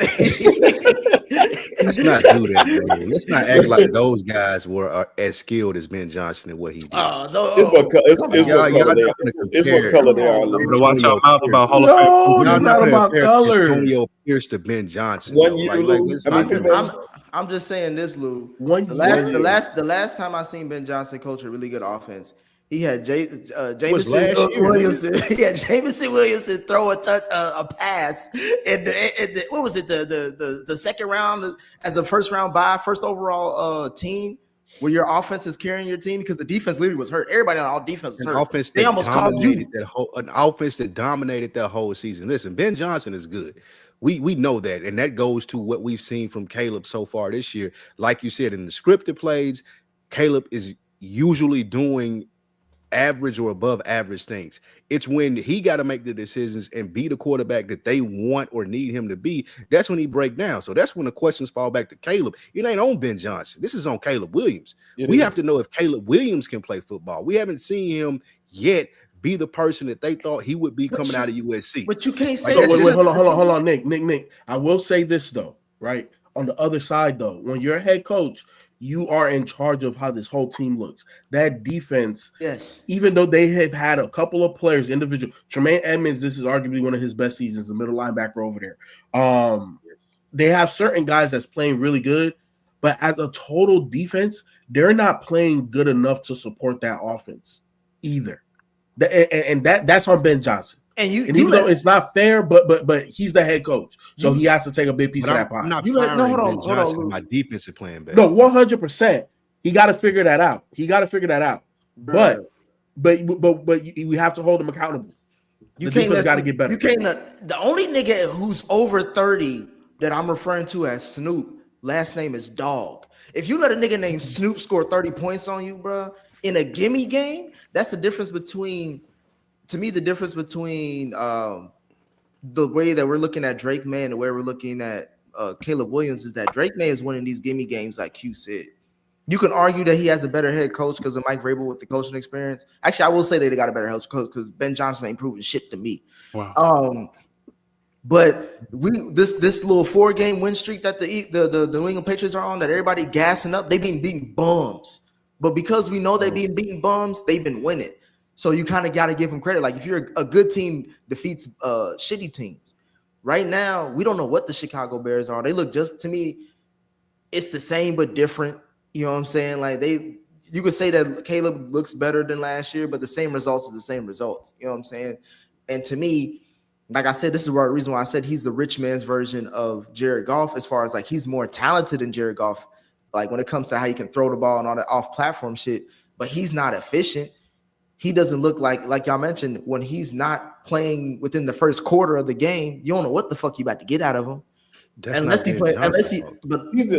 Ben Johnson was there to cure the thing. If I get sick and I go to another city to get help, and I go to another city because they said this city has the best doctor in the world to help cure you, and he don't get cured, I'm cussing out the doctor. Can I add something to the conversation? I think this is important. Because we need to just go ahead and clear this whole thing about why Ben Johnson is in Chicago. Ben Johnson is on record of saying he wanted to go there because of Caleb Williams.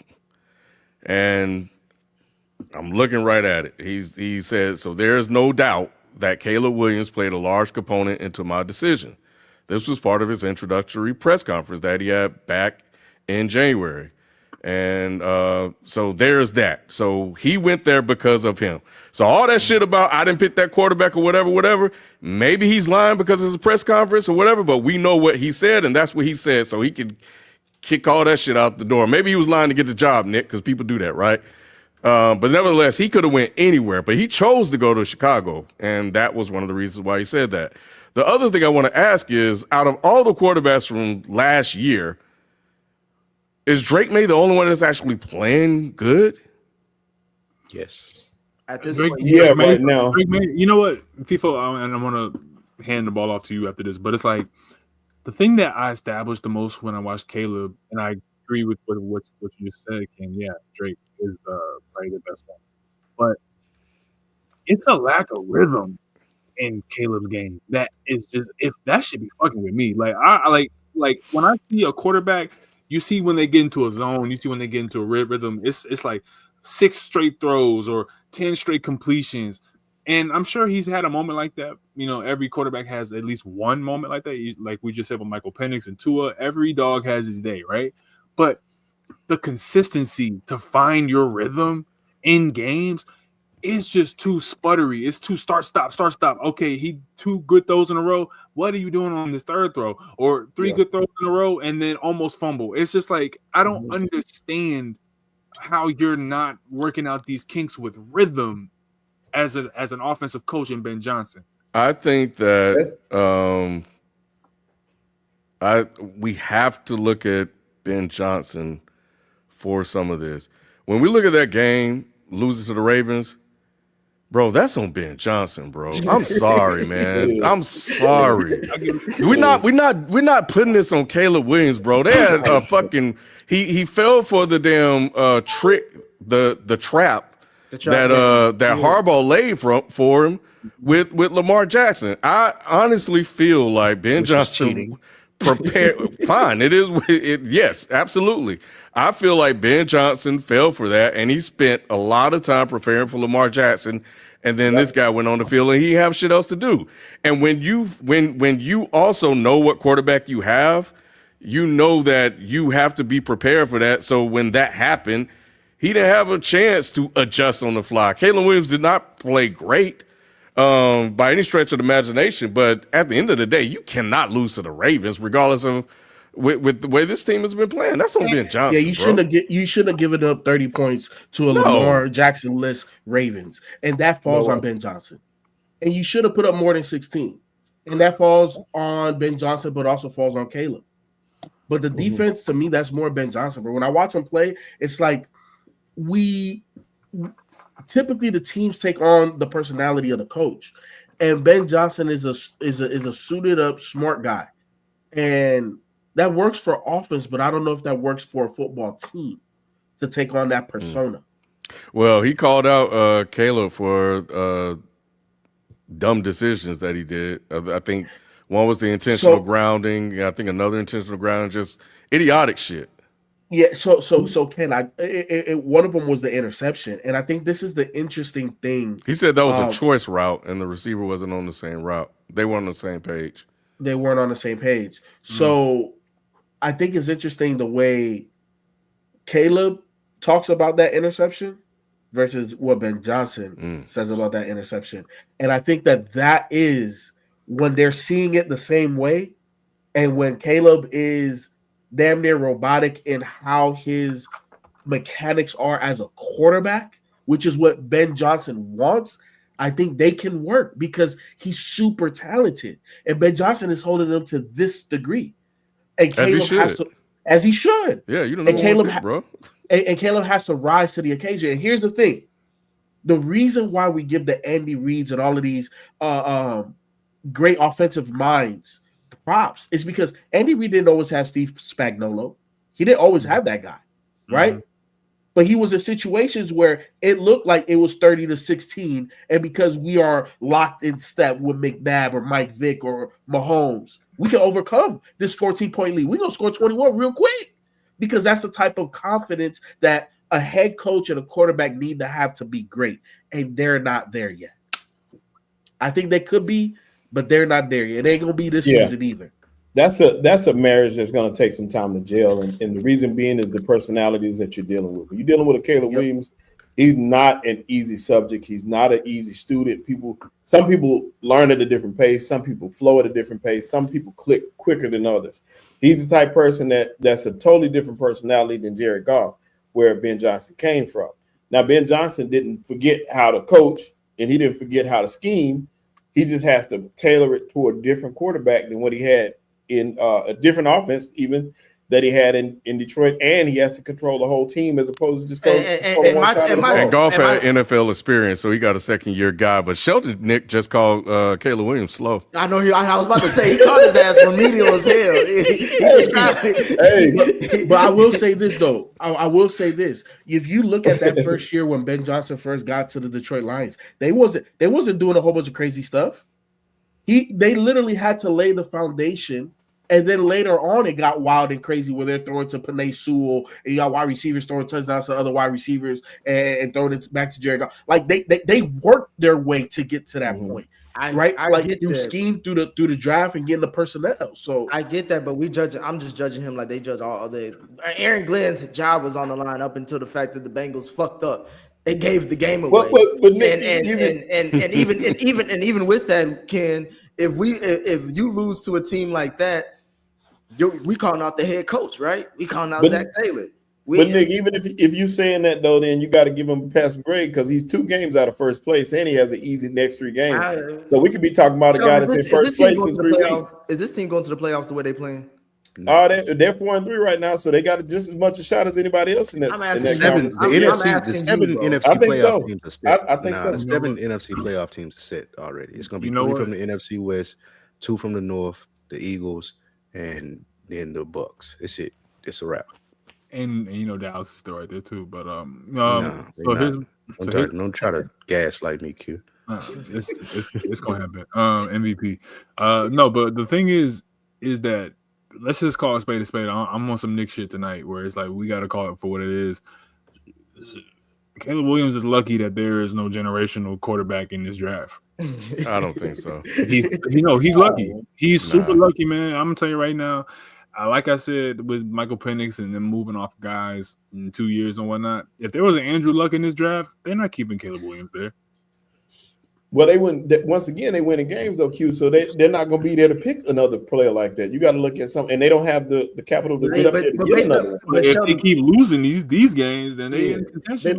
They losing these games, and his stats since playing the worst defense in the NFL outside of Cincinnati is the fact that he has looked bad in their wins and losses. But hadn't they won like 3 in a row?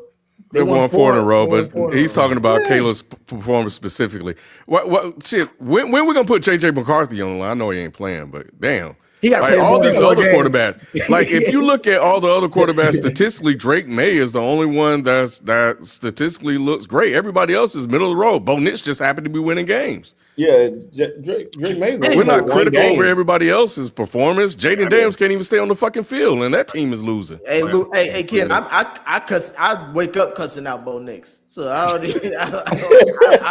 Like I can't. Well, we just talked about Michael Penix, and and look at him. Shameful. So neither one of them were number one picks, but I don't know. I still think, if we said patience with Penix, there's patience here too. Yeah. Yeah, I am not team patience. That's why you weren't team patience last year. Hell no. I said this early on this season. I was like, this is a Ben Johnson year. This is not a Caleb Williams year to me, because they paying Ben Johnson to fix Caleb Williams. If he can't do that, if by the end of the season we still get the same Caleb Williams that we're seeing right now in week 8, week 9, whatever, then to me that's a Ben Johnson issue. That's not a Caleb Williams issue. No, I'll be inclined to agree season. with you. It'll be next season before we really see a turnaround. And I want to ask you this: so were y'all not patient with Jalen Hurts? No, FIFO. Why would you say Still that? being patient with Jalen Hurts. Why would you say that? No, FIFO. He made the playoffs his first year. That's a great question, FIFO. That is a great question. No, it's not. He made the playoffs his first year starting. So what do you need to be patient for? I don't think. Well, first of all, Jalen Hurts was not a number one. The requirements and standards of what they wanted for what they needed from Jalen Hurts and what they expected from Jalen Hurts is different. They did not draft Jalen Hurts to be a franchise guy or a pass quarterback or anything like that. He was a stand-in guy, and he turned into a guy that's able to effectively manage the team. We were still trying to get Carson Wentz the keys to the car, so it's like. Yeah, he was just a backup for Carson Wentz. Hey, now if Jalen was number one and he was the number one first overall pick, and I would 100% agree with you. Hey, and they lost patience with him. Yeah, they may. But the only reason I say, and I'm not taking up for Jalen on this, I'm just saying in general, the reason why you can't compare, because if Caleb Williams had done what Jalen Hurts did, you'd be thinking he's successful, right? If he made the playoffs every year that he's been in the league, which has only been there 2, wouldn't you consider that successful? Depending on how he played. Yeah. I mean, shit. Andy Dalton made the playoffs for 5 years straight, Sheldon. I don't think the Bengals were successful. I think the Bears would take 5 years of playoff berth. Right. That's what I'm saying. But that's because they're coming from shit. Man, let's move on. But at the same time, all right, we're gonna move on because it's like you have quarterbacks make the playoffs, but then because of the quarterback's name, then that's not viewed as a success. You went from not being able to get a date to second base consistently. Like, come on, man. Raise your standards, my nigga. And second of all, the rise and fall of Carson Wentz needs to be a 30 for 30. That's hilarious. Man, crazy. All right. Let's see. Shit. Where are we? Power rankings? I think we ain't got no commercial. Yeah, that's what I was looking at. I think I skipped the commercial, Nick. I knew something was off. It wasn't in my notes here. We'll be back after this quick break. If you're looking for real conversations and motivations to be your best, then you have to check out Another Week in the Books. Another Week in the Books with Spike, Lou, and Rich is your go-to podcast for growth and community. Plenty of dope conversations take place week to week as they inspire each other to be better through conversations. Another Week in the Books, wherever you get your podcast. All right, we are back again for another week of our NFL Weekly Picks. Last week's top dog was Spike, who went just 2-2. So let's see who will be leading the pack after week 9. So, somebody done caught up with me almost. Who's that? Is that Nick? It's Nick and FIFO. We tied, nigga. I'm gonna hit you with a FIFO. I can't go down by myself. Pause. You like Chauncey Billups right now, bro. Based off of Dead and Hip Hop correspondent FIFO, Chauncey snitched on 30 niggas. That's crazy, Lou. He went from Mr. Big Shot to big talker, bro. Big talker, boy. Hey, I gotta catch up. I gotta start. Sheldon, what we betting tonight, boy? I don't know if that's the right move, Nick. My bad. I should talk to Vegas. or Terry Rozier or somebody. Hey, Halloween came up quick for Scary Terry, Lou. They busted in that door like the boogeyman for this shit. He said, "Nigga, we see you on TV." Fuck. All right, so Broncos Texans. Oh, look at shit. Okay, so I'm surprised. Did anybody pick the Broncos? No, I don't think anybody picked the Broncos. I don't know why Lou picked. Why this so much goddamn faith game. in the Texans though? It's not like they've been great. I picked the Broncos. Well, they played well. I picked the Texans because they played well in this last game, and I'm thinking that they're gonna turn the corner. I don't even know why you I asked. picked the I don't even know you Texans got because his. of their defense.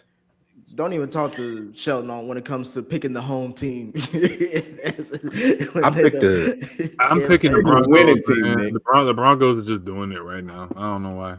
I think the Broncos have been getting lucky, so that's why I went with the Texans. So I'm riding with That's the throwing it off. You're right too. Pat Surtain is out. He's gonna be on IR too. So you lost your best player as well. So. See, that's the Another- thing. But who do the Texans have for that to matter?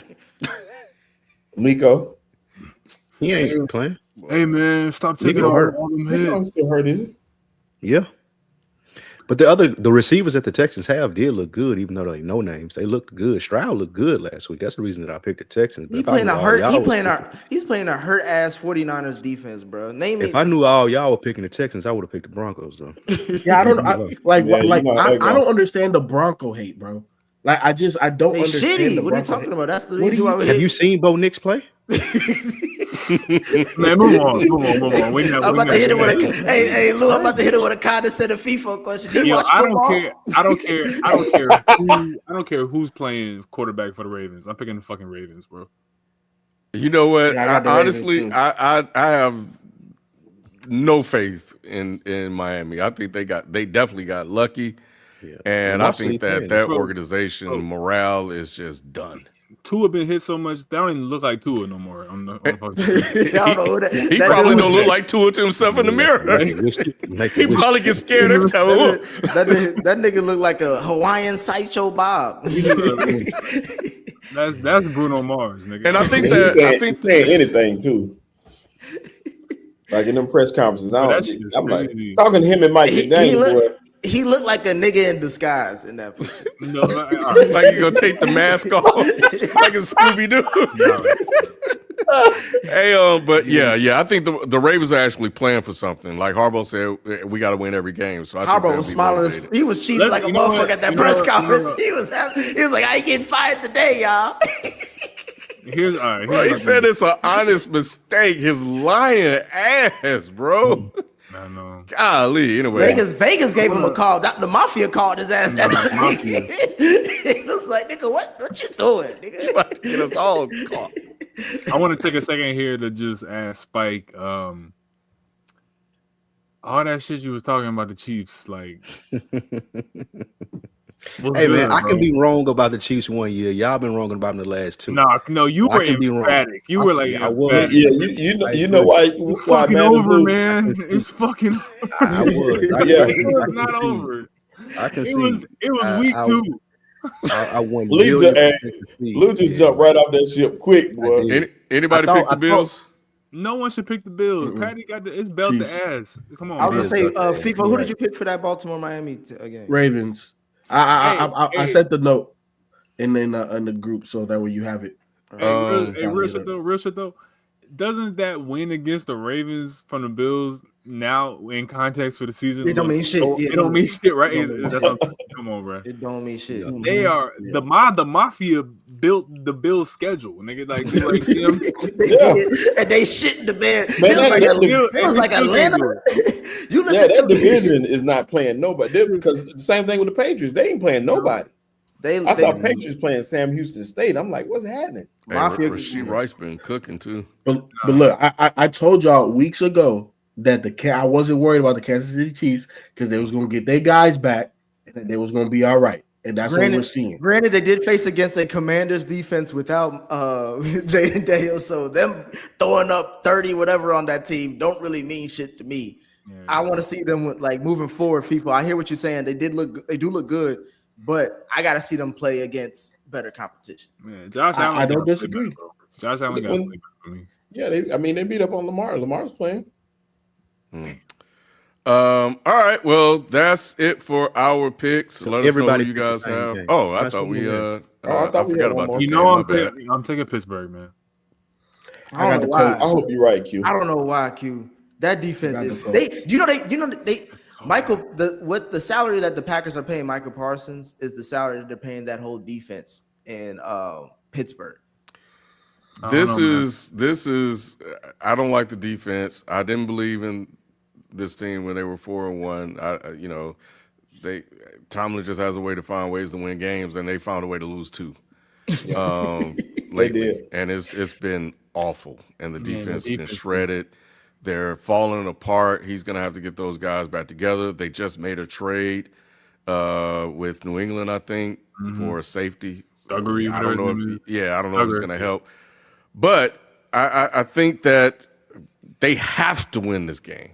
They have to win this division, Ken. You can't be up 4-1 and everybody damn near is in single digits. This cannot be the division that Mike Tomlin loses with Joe Burrow and Lamar Jackson out for more than 8 weeks. It's just like this can't be the one. Exactly. That's what what I say it every year, Q. I say it every year, I think, and I'm like, man, this might be the year. I say it every year and I'm proven wrong. I don't think they're going. I think he's going to end up going 9-8, of course, but it's just like at least 9-8. So I think he's going to avoid that. I don't know if they're going to make the playoffs, bro. That's what I'm saying. And for poor Aaron Rodgers, man, he balling too, and the 1 year that I can't get the Steelers don't make the playoffs is when I come here. I just really dislike Arthur Smith's offensive scheme. I really don't understand it. But that's not the issue. It's really not. But the thing is though is that and then we'll do power rankings after we finish this. They need to transition this team to a run first team. I like Aaron Rodgers a lot, but Jalen Warren and Gainwell are getting like 6 yards a pop. I don't know why they are trying to force A-Rod to be the 34, 35-year-old. Nah, man, you have to ride your stallions, bro, and they are getting 6 yards a pop. So run them, bro. I think that first of all, the receivers don't create no separation. You look at what they have at receiver; they have nothing. I told you about Metcalf. I like DK. I mean, I was gonna say I like DK, but DK can't do it by himself. Lockett did a lot for DK in Seattle, and they don't have the person opposite of him to make him look good. Their other receivers are all tight ends. They got 3 tight ends, I think 4 tight ends now, even that catch passes. And that's not enough to get done what they need to get done. They're not moving the ball like that. And Aaron Rodgers, he really doesn't have that many options. You could tell that he's looking out there for something and don't have it. There's no separation. And the defense wears down. These guys are old out there, and it's looking like it. They slow down. They started out great. It ain't even cold yet, Sheldon, especially right. But they started out. If you watch the Green Bay game, that first half they were playing great. That's my thing is like how you go from a first half where you're up by double digits. 16-7. They was up 9. It was 16-7. Or 2 scores. You're up by 2 scores, and the second half you give up. Well, they say that I think what I saw, because I didn't get a chance to watch the game, but they said that one of their key players on defense got hurt, and that became a sieve after that. Yeah, Deshaun Elliott got hurt. Yeah, I keep up. I keep up with the TJ Watt, their best player. I agree with that. I keep up with the Steelers a lot, and this game falls on Mike Tomlin because the defense was absolutely atrocious. And man, Jordan Love is terrible. Don't do that. Jalen, I was just about to say, let's not gloss over the fact. He's so terrible. They could have put it away if they would have, instead of kicking 3 field goals. I saw it. They would have. You saw him throw that ball up. Like it was just like I'm trying to tell you, bro. That's what he does. Hey, Jenny, when he play like that, he Jenny from the block, bro. Speaking of defenses, all right. Our power rankings this week will be the top 5 defenses in the league to date. Dallas. Stop it. Number 5, the Cleveland Browns. It's tragic that they don't have an offense to go with this defense that they have. They can go with anybody in the league as far as stopping people, but they got dog shit on offense, so it'll never work for them. I don't feel bad. It's his own fault. Push your door Sanders in. That's all I can say. Yeah, that won't help. 4. Number 4. Anything will help. We just talked about them. Green Bay. Their defense was the second half. Michael Parsons was doing his thing. We see why he is the player that they traded for, gave away those picks for. He gets to the backfield. He does what he needs to do. That's the number 4 defense in the league. Number 3, what team? Kansas City Chiefs. Oh, Drake still got Chris Jones. Still been doing their thing since his win streak. This is the reason Kansas City will be in the Super Bowl again this year. This defense is one to be reckoned with. Number 2. Why Drake May face up there? Yeah, I'm about to say, why is Drake May in that? Don't call out the producer, y'all. Y'all some assholes. All right, number 2, the Denver Broncos. Everybody was talking about Dak for MVP. We seen what he did against a good defense. Dak is no longer in the MVP discussion. A good defense came to town. He couldn't put up any points. Got blew out of the water. So Broncos, number 2 defense. And number 1, Philadelphia Eagles. Houston Texans, man. God. That is the best defense in the league. What? That is the number 1 defense in the league. Go look at the stats. Go look at the players. Go look at the coach over on the sideline. Look at the competition. Can't help that CJ Stroud ain't who he's supposed to be, and all the receivers hurt. But if you want a good defense and you're looking to win any game, the Texans defense is the one. Who have the Texans played against that's really not even just beating? Who have they played against that be like? Look at the stats. They have the best defense in the league. Just let Spike have his list. We Seahawks had 27 on them. We're gonna support Spike's list. Seahawks. How long ago was that? 2 weeks. 2 weeks. You know what? No, we're not doing 2 weeks. We're not doing that. We're gonna let Spike have his list. Lou talking about a team that let Sam Darnold carve him up. He talking about when that happened. It happens sometimes. That's still the best. Why are you bringing up old stuff? When did that happen? I hate the fact that the Cowboys let Bo Nix throw 44 points on that. Seahawks 6. The lure of Bo Nix it boils my blood, bro. You can't get us on the super chats, man. Yeah. All right, I will. Tweets open doors. I would have thought AD was a prototype to be able to defend Wemby, yet he looked like a child against him. Spurs might be a problem this year. They said they may have the another rookie of the year on the team. We shall see.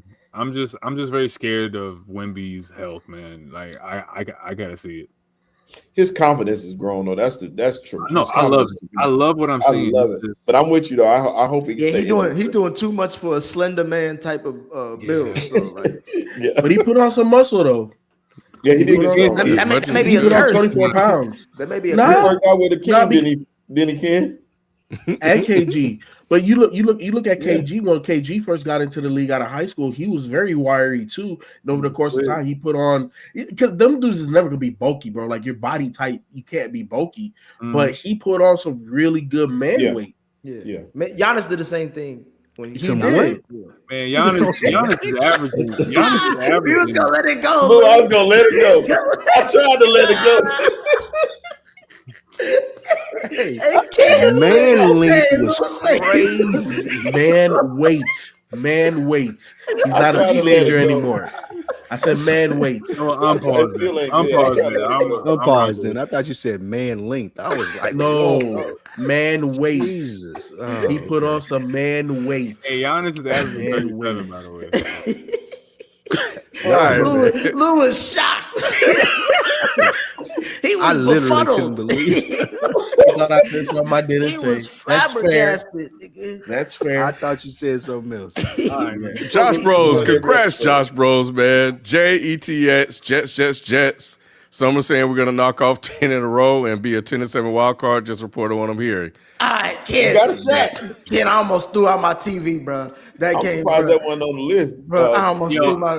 Can I just tell you that like Justin Fields saying that he was in his closet crying? He did not say that. He did say that. He did not. He did say that. Yes, he did. He said he was in his closet. He said he was in his closet. He was in the closet crying. Yes. Hey, Ken, when he said that, I was like, you know what? Even though I'm a Bengals fan, let Justin Fields have that game. Hey, Lou, I never want to hear a grown-ass man. I never want to hear a grown-ass man say he cried at his like, what do you say to a man to tell you, man, I was in the closet crawling, like crying. What is wrong with this, bro? I'm like, why you got to be that intimate to have a moment? The closet is a weird Hey, space listen. to cry. in. What did closet you is say big. when you talk about stuff that Batman couldn't have got out of me? Like I would have never mentioned that shit in public, nigga. You serious? Yo, he got a podium saying, yeah, you know, I was But it was every Crying, time, weekend. I gotta stay crying in the shower, crying in the closet. See, both of those are too flagrant because it's like, bro, like you got soap on you crying, like that's just weird. And But I'm then- saying Why this are is- you telling people this? Because he was Like, depressed, bro. he only wanted to know how way- he was feeling, Ken. He The wanted only to way- know. the only place that is- I went the to only the place closet it's and cried. acceptable for a man to cry is in the car or with his children. Like, I'm sorry, bro. You cannot be or with your wife. You know what I'm saying? But beyond that, those are 3 places you can cry: the closet, the shower, no, bro. Yeah, we don't need those details. No. Anyway, Josh Bros, my Spurs hottest team in the NBA. Wemby on pace for unanimous MVP. A lot of Spurs fans are saying trade Fox for a wing. What do you guys think? 4 games in, the Spurs are the hottest team. Hey, Ken, You know the Spurs, Hey, first week, Ken. They are the hottest team this week. but you know the Spurs have never started off 5-0 ever in franchise history, even through the dynasties. So look, all I'm saying is this: I'm not saying that they're gonna win because I think just like any young team, you got to take your ass whooping in the playoffs. Everybody got to do it. Now, can Wemby overcome that? Possibly. You know what I'm saying? He's that type of generational talent that he could. I wouldn't put my money on it. I'm just saying. You know, I'll put my money that they make in the playoffs. I'll put my money that they may win the series, but I don't know they're going to beat a championship season team in the playoffs. Hey, That being said, go ahead. no, my bad. Finish your point. No, go ahead. Now I was just gonna say, like, Q, why they coming at De'Aaron Fox like that? I heard the streets of San Antonio saying they rather have Megan Fox than De'Aaron Fox. The reason being is because of how they've looked so far to start the season. You add him to this mix, that takes away from what they've been able to do. These young dudes are running, they running, and they looking good. You add him to the mix, it's going to take away. Similar to what adding KD to those guys in Houston did. Now they ain't won a game. You have it. Fox is not a bad player, to Sheldon's point. It's just that I think some people are looking at it theoretically, where it's like you have Harper, who people are really high on. Just the wiggle to his game is crazy. Yeah. Love his handle and just love his finishing ability. And then you got Castle and Vassell, and you're looking at it from a standpoint of, yeah, De'Aaron Fox is a veteran, but the lack of shooting at that point guard position next to Wemby isn't really ideal. So that's why people are saying trade him for a wing. Some people are saying Keegan Murray from the Kings and whatnot will be a good fit. Blah blah blah. So we'll see.